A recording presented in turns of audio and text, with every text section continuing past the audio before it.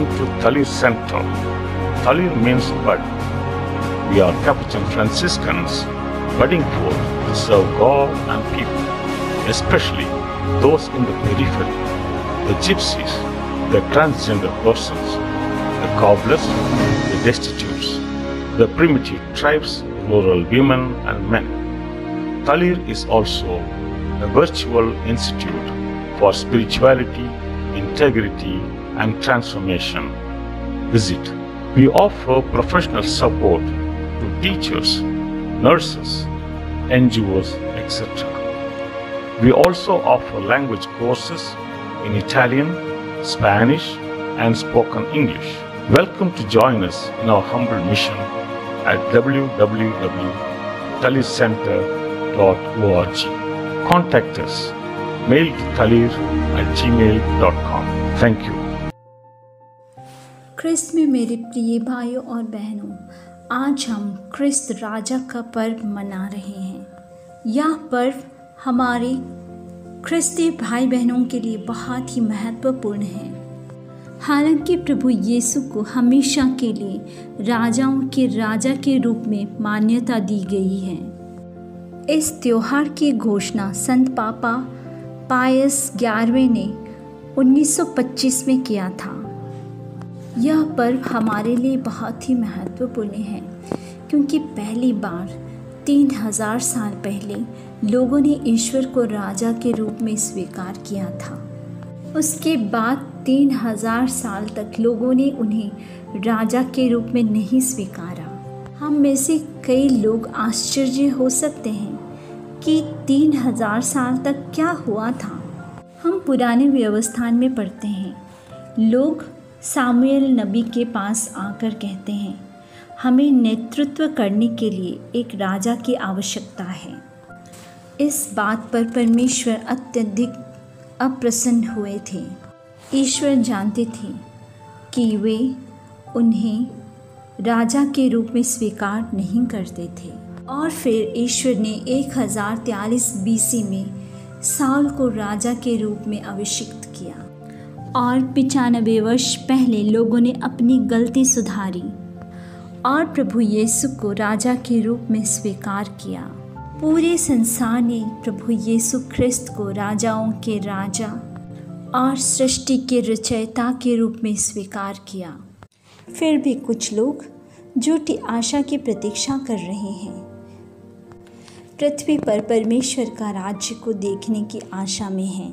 प्रभु यीशु ने यह कभी नहीं कहा था कि वे पृथ्वी पर उनके राज्य को देख सकेंगे। उन्होंने कहा था परमेश्वर का राज्य उन चीज़ों के साथ नहीं आ रहा है जिन्हें वे देख सकते हैं। उन्होंने कहा था परमेश्वर का राज्य तुम्हारे बीच है, क्योंकि यह आध्यात्मिक राज्य है जो हमारे संसार में विराजमान है। आज के सुसमाचार में प्रभु यीशु कहते हैं, मेरा राज्य इस संसार का नहीं है। ख्रिस्त में मेरे प्रिय भाइयों और बहनों, अगर हम झूठी आशा की प्रतीक्षा कर रहे हैं कि पृथ्वी पर 1000 वर्ष तक शासन करने के लिए मसीह का दूसरा आगमन होगा और हम प्रभु के शरीर सहित अवतार की प्रतीक्षा कर रहे हैं, तो हम वास्तव में मसीह के रहस्यमय शरीर के रहस्य की सराहना कैसे कर सकते हैं? जब इस तरह से विश्वास के माध्यम से हम क्या पृथ्वी पर परमेश्वर और उसके राज्य की उपस्थिति को स्पष्ट रूप से अस्वीकार कर रहे हैं? ख्रिस्त राजा आज हमारे साथ यहाँ हैं। उनका राज्य आ गया है और हम उनके बपतिस्मा प्राप्त बच्चे उन्हें स्वीकार कर चुके हैं। हम उनके राज्य की सदस्यता प्राप्त कर चुके हैं। अब हम आत्मा और सच्चाई से परमेश्वर की आराधना करने में सक्षम हैं, क्योंकि पिता उनकी पूजा करने के लिए ऐसे ही लोगों की खोज करते हैं। आज के पहले पाठ में हमने सुना, उसे प्रभुत्व और महिमा और राजत्व दिया गया था ताकि सभी लोग, सभी राष्ट्र, सभी भाषाएं उसकी सेवा करें। उसका प्रभुत्व एक चिरस्थायी प्रभुत्व है जो कभी ख़त्म नहीं होगा, और उसका राज्य वह है जो कभी नष्ट नहीं होगा।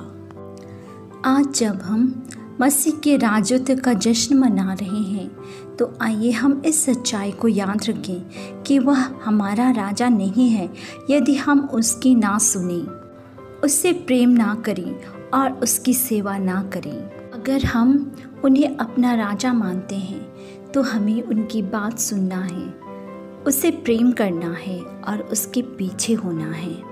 जब हम सुसमाचार के आधार पर अपना जीवन व्यतीत करते हैं तो हमारा जीवन जीने की शैली ही बदल जाती है। हम भी उनके राजकीय परिवार के साथ सहभागी बन जाते हैं। प्रभु यीशु कहते हैं, मेरा जुआ अपने ऊपर ले लो और मुझसे सीखो, क्योंकि मैं नम्र हूँ।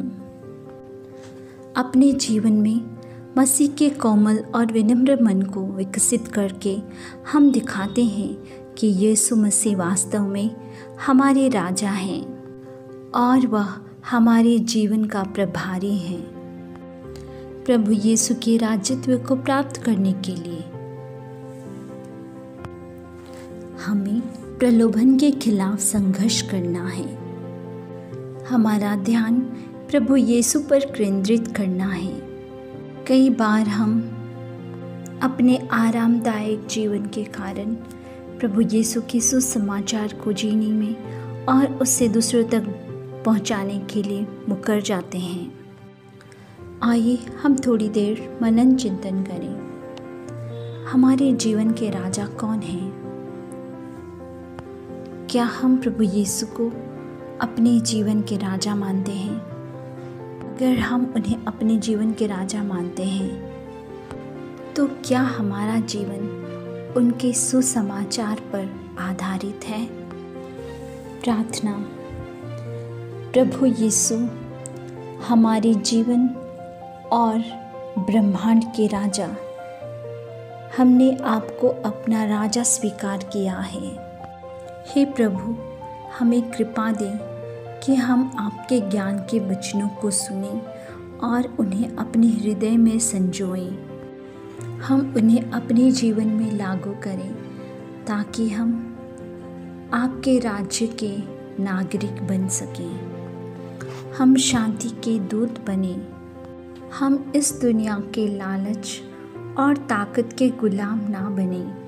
हे प्रभु, हमारी सहायता करें कि हम जो कुछ भी करें या कहें उसमें हम आपके स्वभाव को धारण करें।